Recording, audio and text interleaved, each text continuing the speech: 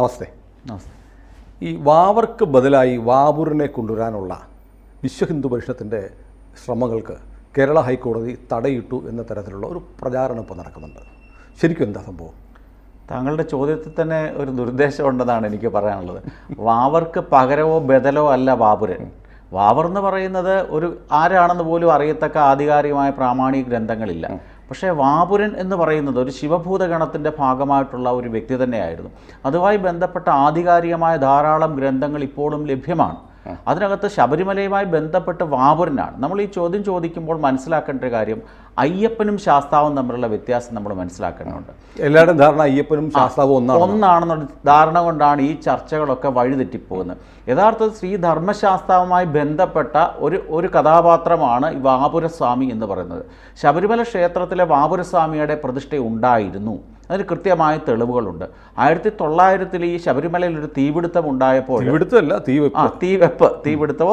തീവെപ്പ് തന്നെയായിരുന്നു, തീർച്ചയായിട്ടും ഉണ്ടായിരുന്നു. അതിനുശേഷം 1950 വരെ ഈ വാപുരസ്വാമിയുടെ ക്ഷേത്രം 18-ാം പടിക്ക് താഴെ ഉണ്ടായിരുന്നു എന്നതിൻ്റെ കൃത്യമായ ലഭ്യമായ രേഖകൾ നമ്മുടെ ലഭ്യമാണ്. അതിനുശേഷം അതെ. പക്ഷേ ചില ഗ്രന്ഥങ്ങളിൽ ഈ മാളികപ്പുറത്തിൻ്റെ തൊട്ട് വടക്ക് ഭാഗത്തായിട്ടാണ് വാപുരസ്വാമിയുടെ ക്ഷേത്രം ഉണ്ടായിരുന്നത്. ചില ആധികാരികമായ മഹാശാസ്ത്ര പൂജാകൽപ്പം, ഭൂതനാഥോപാഖ്യാനം തുടങ്ങിയ ഗ്രന്ഥങ്ങളിൽ അതുമായി ബന്ധപ്പെട്ട പരാമർശങ്ങളുണ്ട്. അതിനുശേഷം ഏതോ കാലക്രമത്തിൽ, പ്രത്യേകിച്ച് 1950-കൾക്ക് ശേഷം ഈ ക്ഷേത്രം പെട്ടെന്ന് അപ്രത്യക്ഷമാവുകയും ആ സ്ഥാനത്തേക്ക് വാവർ എന്ന് പറയുന്ന ഒരു കഥാപാത്രം രംഗപ്രവേശം ചെയ്യുകയാണ് ഉണ്ടായത്. അതാണ് യാഥാർത്ഥ്യം. പക്ഷേ ഒരു സംശയം ചോദിക്കട്ടെ. ഇത് ചോദിക്കുമ്പോൾ എനിക്ക് വിശ്വ ഹിന്ദു പരിഷത്തിൻ്റെ കേരളത്തിലെ ജനറൽ സെക്രട്ടറിയെ തന്നെ മുന്നിൽ കിട്ടുമ്പോൾ നമുക്ക് വളരെ നമ്മുടെ പ്രേക്ഷകർക്കും ചില സംശയങ്ങളുണ്ട്. അതായത് നമ്മൾ തുറന്നു പറയാൻ മടിയൊന്നുമില്ല. ഒരു ഹിന്ദുക്കളായ ആളുകൾക്ക് പോലും എത്രയോ കാലമായിട്ട് വാവരെയൊക്കെ നമ്മൾ ആരാധിച്ചുകൊണ്ടിരിക്കുന്നു, ഒരു പ്രശ്നവും ഇല്ലാതിരിക്കുകയാണ്. എന്തിനാണ് നമ്മളിങ്ങനെ ഒരു കുഴപ്പമുണ്ടാക്കാൻ പോകുന്നത്? സമാധാനത്തോടെ പോയിക്കൂടെ? എല്ലാവർക്കും പോകുന്ന അമ്പലമല്ലേ ശബരിമല എന്ന് ചിന്തിക്കുന്ന ഹിന്ദുക്കൾ നല്ല ശതമാനമുണ്ട്. അതുകൊണ്ടാണ് അവർക്കൊരു കൺഫ്യൂഷൻ വരുന്നത്. അതുകൊണ്ടാണ് ഞാൻ അങ്ങയോട് വളരെ കൃത്യമായി ചോദിക്കുന്നത്. ഇപ്പോൾ വാപുരസ്വാമിയെക്കുറിച്ച് രേഖകളുണ്ടായിരുന്നു, 18-ാം പടിയുടെ താഴെ ഒരു നടയുണ്ടായിരുന്നു എന്നൊക്കെ പറയുന്നു. പക്ഷേ ഇതൊന്നും പറഞ്ഞ് കേട്ടിട്ടില്ലല്ലോ. വാവരെക്കുറിച്ച് മാത്രമേ കേട്ടിട്ടുള്ളല്ലോ. പറഞ്ഞ് കേട്ടിട്ടില്ല എന്ന് പറയുന്നത് ശരിയല്ല. അതിൻ്റെ പ്രാമാണികമായ ഗ്രന്ഥം തന്നെയുണ്ട്. മഹാശാസ്ത്ര പൂജാകൽപ്പം എന്ന് പറയുന്ന ബാലദണ്ഡായുധപാണി സ്വാമികൾ എഴുതിയൊരു പുസ്തകമുണ്ട്. എത്രയോ വർഷങ്ങൾക്ക് മുമ്പായി വിശ്വ ഹിന്ദു പരിഷത്തൊക്കെ രൂപം കൊള്ളുന്ന 1964-ലാണ്. അതിനൊക്കെ വളരെ വർഷങ്ങൾക്ക് മുമ്പ് രചിക്കപ്പെട്ട ഗ്രന്ഥമാണ്. ശബരിമലയുമായി ബന്ധപ്പെട്ട എല്ലാ പൂജാവിധികളും, ശബരിമല ക്ഷേത്രത്തിലെ എല്ലാ നടകളിലുമുള്ള ഉപദേവതമാരുടെ മൂലമന്ത്രങ്ങൾ ഉൾപ്പെടെയുള്ള എല്ലാ കാര്യങ്ങളും വളരെ കൃത്യമായ രീതിയിൽ എഴുതിയിട്ടുള്ള ഒരു ആധികാരികവും പ്രാമാണികവുമായിട്ടൊരു ഗ്രന്ഥമാണ് മഹാശാസ്ത്ര പൂജാകൽപ്പം. അതിനകത്ത് പറയുന്നുണ്ട് വാപുരസ്വാമിയുടെ മൂലമന്ത്രം എന്താണെന്ന് പറഞ്ഞു. ഓം അംഗരക്ഷകായ മഹാശാസ്ത്ര പരിവാരായ വാപുരായ സ്വാഹ എന്നാണ് എഴുതിയിരിക്കുന്നത്. വാപുരായ എന്നാണ് പറഞ്ഞിരിക്കുന്നത്. ഒരു കാര്യം നമ്മൾ ഓർക്കണം, ഒരു മുസ്ലിമായ വ്യക്തിക്ക് വേണ്ടി മൂലമന്ത്രം ഉണ്ടാകില്ല. അതെ, കൃത്യമാണത്. അത് ഇദ്ദേഹം ശിവഭൂതഗണത്തിൻ്റെ ഭാഗം തന്നെയായിരുന്നു. അതുപോലെ തന്നെ ശബരിമല ക്ഷേത്രവുമായി ബന്ധപ്പെട്ട നിർമ്മാണത്തിന് രാജാവ് പോയതിനെ പറ്റിയുള്ള പരാമർശമുള്ള ആധികാരികമായ ഗ്രന്ഥങ്ങളുണ്ട്. അതിനകത്ത് പറയുന്നൊരു കാര്യമുണ്ട്. എങ്ങനെയാണ് ശബരിമലയിലെ ക്ഷേത്രം പണിയുന്നതുമായി ബന്ധപ്പെട്ട് പറഞ്ഞിരിക്കുന്നുണ്ട്. മാളികപ്പുറത്തമ്മയ്ക്കും വാപുരനും ആദ്യം തന്നെ ക്ഷേത്രങ്ങൾ ഉണ്ടാക്കുക. വാപുര ക്ഷേത്രം മഹിഷിമാരികാവനത്തിൽ ആയിരിക്കണം. വാപുരസ്വാമി ക്ഷേത്രം എന്ന് വെച്ചാൽ ഇപ്പോഴത്തെ എരുമേലിയിലായിരിക്കണമെന്ന് തന്നെയാണ് പറഞ്ഞിരിക്കുന്നത്. അതിനായി തച്ചന്മാരോടുകൂടി പോകുക, സകലതും അപ്പോൾ സാധ്യമാകും.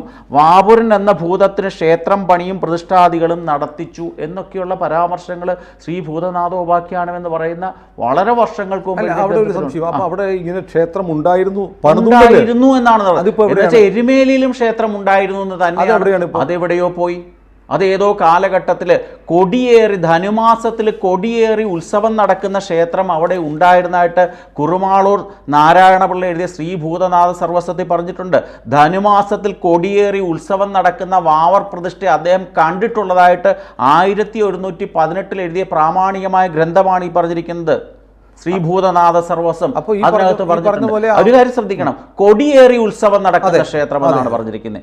അത് കാലക്രമേണ ഏതോ ഒരു പ്രത്യേക സാഹചര്യത്തിൽ അതിനെയൊക്കെ മാറ്റിമറിച്ചുകൊണ്ട് മതസൗഹാർദ്ദം എന്ന രീതിയിലും ഒക്കെ തന്നെ ഈ അയ്യപ്പൻ്റെ ഒരു സൈഡിൽ മുസ്ലിമായിട്ടുള്ള വാവരും മറു സൈഡിൽ വെളുത്തച്ഛൻ എന്നൊക്കെ പറയുന്ന ഒരു മതത്തിന്റെ ഒരു സങ്കല്പം. കഥ എവിടെ നിൽക്കട്ടെ, ഈ ക്ഷേത്രം എവിടെ പോയി? ക്ഷേത്രം എവിടെ പോയി എന്നറിയില്ല. ആദ്യം നമ്മൾ ശ്രദ്ധിക്കേണ്ടത് വാവർ പള്ളിയായിരുന്നു. എരുമേലിയിലുള്ളത് ആദ്യം നമ്മൾ ശ്രദ്ധിക്കേണ്ടത് അത് വാപുര ക്ഷേത്രമായിരുന്നു. പിന്നീട് ഏതോ കാലഘട്ടത്തിൽ അത് വാവർ പള്ളിയാക്കി. പക്ഷേ ഇപ്പോഴെന്താ പറയുന്നത്, ഇസ്ലാമുകളെ സംബന്ധിച്ചിടത്തോളം അവരുടെ ആരാധനാമൂർത്തി അല്ലെങ്കിൽ ആരാധനാ രൂപം എന്ന് പറഞ്ഞാൽ അള്ളാഹു മാത്രമാണ്, രൂപമില്ലാത്ത ആൾ. അവർ വേറെ ഒന്നിനെയും സ്വാംശീകരിക്കുകയോ സ്വീകരിക്കുകയോ ചെയ്യുന്നില്ല. അതിന്റെ ഭാഗമായിട്ട് ഇപ്പോൾ അവിടെ വാവർ പള്ളിയല്ല ഉള്ളത്, നൈനാർ പള്ളിയാണുള്ളത്. നൈനാർ പള്ളി, ഈ നൈനാർ പള്ളിയിലെ വാവരുമായി ബന്ധപ്പെട്ട് ഏതെങ്കിലും ഉള്ള ഒരു സങ്കല്പമുണ്ട് അല്ലെങ്കിൽ ഏതെങ്കിലും തരത്തിലുള്ള ആരാധന ഉണ്ട് എന്ന് അവർ പറയട്ടെ. അവർ പറഞ്ഞു കഴിഞ്ഞാൽ അവരവരുടെ മതവിരുദ്ധമായ പരാമർശമാണ് നടത്തുന്നത്, അവർക്ക് പറയാൻ കഴിയില്ല. അല്ല, ഇപ്പം ഞാൻ പറയുന്നത് ഒരുപക്ഷെ ഈ പറഞ്ഞതുപോലെ ഈ പഴയ വാവുര ക്ഷേത്രം ഉള്ളിടത്താണോ പള്ളി വന്നത്? ആവാനുള്ള സാധ്യത നമുക്ക് തള്ളിക്കളയാൻ സാധിക്കില്ല. കാരണം ഇതുമായി ബന്ധപ്പെട്ട് ചിലർ പറയുന്ന 2 ചെമ്പോലകൾ ഉണ്ടായിരുന്നു എന്നാണ് പറഞ്ഞത്. ഈ ചെമ്പോലകൾ എന്ന് വെച്ചാൽ മോൺസൺ മാവുങ്കലിൻ്റെ ചെമ്പോലയ്ക്ക് സമാനമായിട്ടുള്ള ചെമ്പോല തന്നെയാണെന്നുള്ളതാണ് അതിൻ്റെ കൃത്യമായ ചരിത്രപരമായ രേഖകൾ പരിശോധിക്കുമ്പോൾ നമുക്ക് കാണാൻ സാധിക്കും. ആ ചെമ്പോലയുടെ കാര്യം എൻ്റെ കയ്യിലുണ്ട്, അത് ലഭ്യമാണ്. ആ ചെമ്പോല 2 എണ്ണം. ആദ്യത്തെ ചെമ്പോല എഴുതിയിരിക്കുന്നത് ചെമ്പോല 1 884 ആണ്ടിലെയാണ്. എന്നുവെച്ചാൽ കൊല്ലവർഷം 884, ഇപ്പോൾ കൊല്ലവർഷം 1200 ആ കൊല്ലവർഷത്തിലെ ആ ഒന്നാമത്തെ ചെമ്പോളയിൽ പറഞ്ഞിരിക്കുന്നത് 884 ആണ്ട് ചിങ്ങം ഞായർ 15-ാം തീയതി എന്നും പറഞ്ഞാണ് തുടങ്ങുന്നത്. രണ്ടാമത്തെ ചെമ്പോള തുടങ്ങുന്നത് കൊല്ലം 968 ആണ്ട് കർക്കിടകം ഞായർ 15-ാം തീയതി. ഇത് പരിശോധിക്കുമ്പോൾ നമ്മൾ മനസ്സിലാക്കേണ്ട ഒരു കാര്യമുണ്ട്. ഈ 100 ചില്ലുവാനം വർഷങ്ങൾക്ക് മുമ്പ്, ഈ 100 ചില്ലുവാനം അല്ല, 968 എന്ന് വെച്ചാൽ ഏകദേശം ഇപ്പോൾ 1200 അത്രയും വ്യത്യാസം വരുന്നുണ്ട്. ആ കാലഘട്ടത്തിലൊന്നും ശനി ഞായർ എന്ന് പറയുന്ന വാക്കുകൾ ഉപയോഗിച്ചിട്ടില്ല. ശനി ഞായർ തിങ്കൾ ചൊവ്വ എന്ന വാക്കില്ല, സോമവാരം രവിവാരം തുടങ്ങിയ വാക്കുകളായിരുന്നു. അതിനകത്ത് മറ്റൊരു കാര്യം കൂടെ ഉണ്ട്. ഈ 968 ആണ്ട് കർക്കിടക മാസം ഞായർ 15, നമ്മൾ ആ വർഷത്തെ പഞ്ചാംഗം നോക്കുകയാണെങ്കിൽ ആ ദിവസം ഇന്നത്തെ തിങ്കളാണ്, ഞായറല്ല. അപ്പോൾ തന്നെ വ്യാജമാണ്, ഇത് പൊളിഞ്ഞു എന്നുള്ളത് 100% ഉറപ്പ് തന്നെയാണ്. ഇതാണ് കൃത്യമായി നടക്കുന്നത്. ചില അജണ്ടകളുടെ ഭാഗമായിട്ട് അവിടെ വാവർ എന്ന് പറയുന്ന ഒരു ആരാധനാമൂർത്തിയെ ഉണ്ടാക്കിയെടുത്തുകൊണ്ടുള്ളൊരു കാര്യം. നമ്മളൊരു കാര്യം ശ്രദ്ധിക്കണം. അവിടെ ശബരിമലയുമായിട്ട് ബന്ധപ്പെട്ട് പന്തളം രാജാവ് ഒരു പടിത്തരം ഉണ്ടാക്കിയിട്ടുണ്ട്. ഓരോ വർഷം അവിടെ എന്തൊക്കെ കൊടുക്കണമെന്നുള്ള കാര്യങ്ങൾ രേഖപ്പെടുത്തിയിട്ടുള്ള കാര്യങ്ങളുണ്ട്. അതിനകത്ത് പറഞ്ഞിട്ടുണ്ട് അവിടെ എന്തൊക്കെയാണ് കൊടുക്കേണ്ടത്. കർപ്പൂരം കൊടുക്കണം, ഭസ്മം കൊടുക്കണം, കുരുമുളക് കൊടുക്കണം, 2 തരത്തിലുള്ള അരികൾ കൊടുക്കണമെന്നൊക്കെ പറയുന്നു. ഒരു ഇസ്ലാമിക പ്രാർത്ഥനാ രീതി അനുസരിച്ച് ഈ ഭസ്മം എന്തിനാണ്, കർപ്പൂരം എന്തിനാണ്? ഇതൊന്നും വേണ്ടതല്ല. ഇത് വാപുരന്റെ സ്വാമിക്ക് വേണ്ടി ഉള്ളതായിരുന്നു ഈ പടിത്തരമെന്ന് വളരെ കൃത്യമാണ്. അവിടെ ഭസ്മം കൊടുക്കുന്നു. ശൈവ സങ്കല്പമായിട്ടുള്ള ഭസ്മം എന്തിനു വേണ്ടിയാണ് ഈ ഇസ്ലാമിക വിശ്വാസികൾ തൊടുന്നതും അല്ലെങ്കിൽ അവർ തൊടുന്നില്ല, അവർ തൊടിക്കുകയാണ്. എന്തിനാണ് തൊടിക്കുന്നത്? അത് അനിസ്ലാമികമല്ല. ഈ ഭസ്മം കയ്യിലെടുക്കുന്നത് പോലും അനിസ്ലാമികമാണ്. പിന്നെ എന്തിനാ ഇത് കൊടുക്കുന്നത്? മറ്റൊന്നുകൂടിയുണ്ട്. നമ്മൾ ഈ മലയ്ക്ക് പോകുന്നവർ വ്രതമൊക്കെ എടുത്തിട്ടാണ് പോകുന്നത്. അതെ, ഈ എരുമേലി പള്ളിയിലും ഭസ്മം കൊടുക്കുന്നുണ്ട്. ഈ ഭസ്മമൊക്കെ ഉണ്ടാക്കുന്ന ഒരു വ്രതം എടുത്തിട്ട് ഉണ്ടാക്കുന്നതാണോ? അല്ല.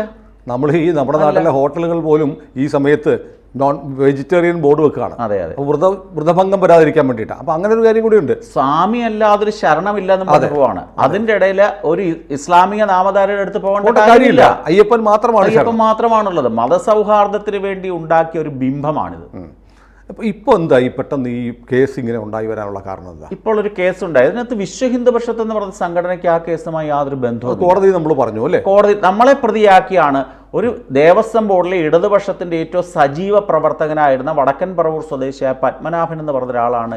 വിശ്വാസിയാണെന്നാണ് ചില മാധ്യമങ്ങൾ. വിശ്വാസിയാണ്. ശബരിമലയിലെ ആ യുവതീ പ്രവേശനവുമായി ബന്ധപ്പെട്ട കാലത്തൊക്കെ അദ്ദേഹം ആ വിശ്വാസത്തിനെതിരായി പോസ്റ്റുകളൊക്കെ ഇട്ടിരുന്ന വ്യക്തിയായിട്ടാണ് ഞാൻ മനസ്സിലാക്കിയിട്ടുള്ളത്.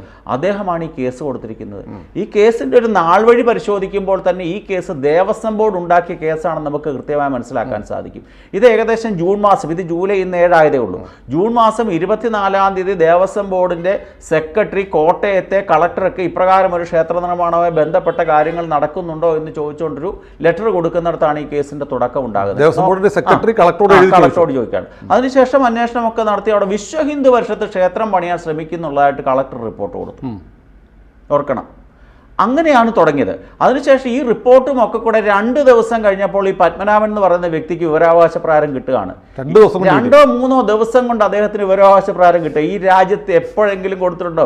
30 സ്റ്റാറ്റ്യൂട്ടറി പീരീഡ്. പക്ഷേ അതും കഴിഞ്ഞതിന് ശേഷം അതിനേക്കാൾ എത്രയോ പെട്ടെന്ന്, എത്ര സഡനായിട്ടാണ് അപ്പീൽ സഡനായിട്ട് പത്മനാഭന് കൊടുക്കുകയാണ്. പത്മനാഭൻ 26-ാം തീയതി അത് കിട്ടുന്നു. 28-ാം തീയതി അദ്ദേഹം കേസ് ഫയൽ ചെയ്യുന്നു. അതാണ് നാൾ വഴി. ഒന്ന് ഓർത്ത് നോക്ക്, വളരെ ആസൂത്രിതമായിട്ടുള്ള ഒരു ശ്രമത്തിന്റെ ഭാഗമായിട്ടാണ് ഈ കേസ്. ശരിക്കും അവിടെ ഒരു ക്ഷേത്രം നിർമ്മിക്കാനുള്ള അവിടെ ഞാൻ വിശ്വ ഹിന്ദു പരിഷത്തിനെയും പ്രതിയാക്കിക്കൊണ്ടായിരുന്നു ഹൈക്കോടതിയിൽ ആ കേസ് വന്നത്. അതുമായി ബന്ധപ്പെട്ട കോടതിയിലെ പേപ്പറുകൾ ഞങ്ങൾക്ക് ലഭ്യമായപ്പോൾ ഞാൻ വായിച്ചു നോക്കിയതിൻ്റെ അടിസ്ഥാനത്തിലാണ് ഈ പറയുന്നത്. അതുകൊണ്ട് ഞാൻ മനസ്സിലാക്കുന്നത് തിരുവനന്തപുരം സ്വദേശിയായ ഒരു വ്യക്തിയുടെ പേരിലാണ് ഈ വസ്തു കിടക്കുന്നത്. ഈ ക്ഷേത്രം നിർമ്മിക്കാൻ പോകുന്ന സ്വകാര്യ ഭൂമിയാണ്. അദ്ദേഹത്തിൻ്റെ ദേവതയായിരിക്കാം, അദ്ദേഹത്തിൻ്റെ ആരാധനാമൂർത്തിയാവാം, അദ്ദേഹത്തിൻ്റെ കുടുംബപരമായ താല്പര്യമുള്ള ഒരു ദേവതാ സങ്കല്പമായിരിക്കാം. ഹിന്ദുക്കളെ സംബന്ധിച്ച് താങ്കൾ ചോദിച്ചു, 30 മുക്കോടി ദൈവങ്ങളുണ്ട്, ചിലന്തിയെ പോലും ആരാധിക്കുന്ന ക്ഷേത്രമുണ്ട്. അല്ല, എൻ്റെ അമ്മയുടെ കുടുംബത്തിലും ക്ഷേത്രമുണ്ട്, കുടുംബക്ഷേത്രങ്ങളുണ്ട്. അല്ല, ഞാൻ പറഞ്ഞത് ചിലന്തിക്ക് പോലും ക്ഷേത്രമുണ്ട്, ഇല്ലേ? കൊടുമൺ ക്ഷേത്രമുണ്ട് പത്തനംതിട്ടയിൽ. ഈ വാവരെ നമുക്ക് സ്വീകരിക്കാം, വാവരെ, പക്ഷേ ഇസ്ലാമിക വിശ്വാസികളോട് സ്വീകരിക്കണം. അവരുടെ ആളായിട്ട് വാവരെ അവർ കരുതുകയാണെങ്കിൽ അവരോട് ആരാധിക്കട്ടെ. പക്ഷെ അവർക്കത് സാധിക്കില്ല. എല്ലാത്തിനെയും സാംശീകരിക്കുകയും സ്വീകരിക്കുകയും ചെയ്യുന്ന ഒരു സനാതന പാരമ്പര്യമുള്ളതാണ് ഹിന്ദുത്വം എന്ന് പറയുന്നത്. അത് ഞങ്ങൾക്ക് എതിർപ്പില്ല. ഈ ഒരു സംഭവം എന്ന് പറഞ്ഞാൽ വാവർക്കെതിരല്ല. വാപുരൻ എന്ന് പറയുന്ന ഒരു ആരാധനാ മൂർത്തി, അദ്ദേഹം ശിവഭൂതഗണത്തിൻ്റെ ഭാഗമാണ്. അദ്ദേഹത്തിന് വേണ്ടി ഒരു ക്ഷേത്രം പണിയാൻ ഈ രാജ്യത്തെ ഒരു പൗരന് അവകാശമുണ്ട്. ആ പൗരന്റെ അവകാശം ശരിയാണെങ്കിൽ അതിനോടൊപ്പം നിൽക്കുക എന്നുള്ളത് വിശ്വ ഹിന്ദു പരിഷത്തിന്റെ ഞാൻ ചോദിക്കാൻ പോകുന്നത്, കാരണം BSP ഇതിനകത്ത് കക്ഷിയല്ല എന്ന് പറഞ്ഞുകൊണ്ട് നമ്മൾ മാറി നിൽക്കാൻ പോകുന്നില്ല. പക്ഷെ അദ്ദേഹത്തിന്റെ അവകാശമാണ്, ഒരു സനാതന വിശ്വാസിയുടെ ഒരു അവകാശം ഭരണഘടന ഉറപ്പ് നൽകുന്നുണ്ട്. അദ്ദേഹത്തിന് ആരാധിക്കാൻ പ്രാർത്ഥിക്കാനുള്ള അവകാശം ഉണ്ടെങ്കിൽ ആ അവകാശത്തിനോടൊപ്പമായിരിക്കും വിശ്വ ഹിന്ദു പരിഷത്ത് നിൽക്കുന്നത്. ഏതായാലും ഈ വാപുര സ്വാമിയെക്കുറിച്ച് വലിയ ചർച്ചകൾ ഉണ്ടായി വരണമെന്ന് തോന്നുന്നു. കാരണം ഈ അയ്യപ്പ ഭക്തരിൽ മഹാഭൂരിപക്ഷത്തിനും നിർഭാഗ്യവശാൽ ഇങ്ങനെ ഒരു കാര്യം അറിയില്ല. അതിൻ്റെ ഒരു ആവശ്യകത കൂടിയുണ്ട്. കാരണം ഇതാണ് ചരിത്ര വസ്തുതയെങ്കിൽ, ഇതാണ് യാഥാർത്ഥ്യമെങ്കിൽ അതാണ് വിശ്വസിക്കേണ്ടത്. അതിനെയാണ് പിന്തുടരുക. ധാരാളം പ്രാമാണിക ഗ്രന്ഥങ്ങളുണ്ടല്ലോ, ഗ്രന്ഥങ്ങൾ കൃത്യമായിട്ട് എഴുതുക. ഇന്നോ ഇന്നലെ എഴുതിയതല്ല, പതിറ്റാണ്ടുകൾ. ഒരു കാര്യം കൂടി ഉള്ളത്, ഈ എതിർ പ്രചാരണങ്ങൾ നടത്തുന്ന ആളുകൾ പറയുന്നത് ഇതിനു മുമ്പ് ആരും കേട്ടിട്ടില്ല. BSP ഇങ്ങനെ ശബരിമല പ്രക്ഷോഭത്തിന് ശേഷം അടുത്ത ഒരു സുവർണാവസരം കണ്ടുപിടിക്കാൻ, ഞാനൊരു അടുപ്പ് കൂട്ടി ചർച്ചയിൽ കേട്ടിട്ടാണ്, അടുത്തൊരു സുവർണാവസരം കണ്ടുപിടിക്കാൻ വേണ്ടി ഉണ്ടാക്കിയെടുത്ത ഒരു ഇഷ്യൂ ആണിതെന്ന്. ഒരു സുവർണാവസരവുമില്ല. നമ്മൾ ചിന്തിക്കേണ്ട, ഇന്നലെ ദേവസ്വം മന്ത്രി പറഞ്ഞിട്ടുണ്ട് ആചാരാനുഷ്ഠാനങ്ങൾ സംരക്ഷിക്കുമെന്ന്. ഈ മന്ത്രി എന്തുകൊണ്ടാണ് ശബരിമലയിലെ യുവതീ പ്രവേശനം, അവിടുത്തെ ആചാരാനുഷ്ഠാനത്തിൻ്റെ ഭാഗമായിരുന്നു യുവതികളെ അവിടെ പ്രവേശിപ്പിക്കില്ല എന്നുള്ളത്? അന്ന് ഈ മന്ത്രിയുടെ വായിക്കകത്ത് എന്താ വരുന്നിരുന്നത്? അദ്ദേഹം അന്ന് പറഞ്ഞില്ലല്ലോ, ഇപ്പോൾ പറയുകയാണ്. ഈ വിശ്വ ഹിന്ദു പരിഷത്തിൻ്റെ നയമല്ല അവിടെ ഒരു ക്ഷേത്രം ഉയരുക എന്നുള്ളത്. വിശ്വ ഹിന്ദു പരിഷത്ത് ആരെങ്കിലും അതിനുവേണ്ടി ശ്രമിക്കുകയാണെങ്കിൽ ആ അവകാശത്തിനോടൊപ്പം നിൽക്കാൻ ഞങ്ങൾ തയ്യാറാണ്. അത് അയാൾക്ക് ഭരണഘടന ഉറപ്പ് നൽകുന്നുണ്ട്. ഒരാൾക്ക് അവകാശമുണ്ടല്ലോ, അയാളുടെ വസ്തുവിൽ ഒരു അമ്പലം പണിയാം, ഒരു പൂജ നടത്താം, ഒന്നും തടസ്സമില്ല. അല്ലെ, കേസിൽ ഇപ്പോൾ വന്നിരിക്കുന്ന ഒരു പ്രചാരണം, ഞാൻ തുടക്കത്തിൽ പറഞ്ഞതുപോലെ, ഇങ്ങനെ ഒരു ക്ഷേത്രം ഉണ്ടാക്കാനുള്ള ശ്രമത്തിന് മതേതര നിലപാട് ഉയർത്തിപ്പിടിച്ചുകൊണ്ട് ഹൈക്കോടതി വിലക്കിട്ടു എന്നാണ്. അങ്ങനല്ല. യഥാർത്ഥത്തിൽ പത്രമാധ്യമങ്ങളിൽ വന്ന വാർത്ത തെറ്റാണ്.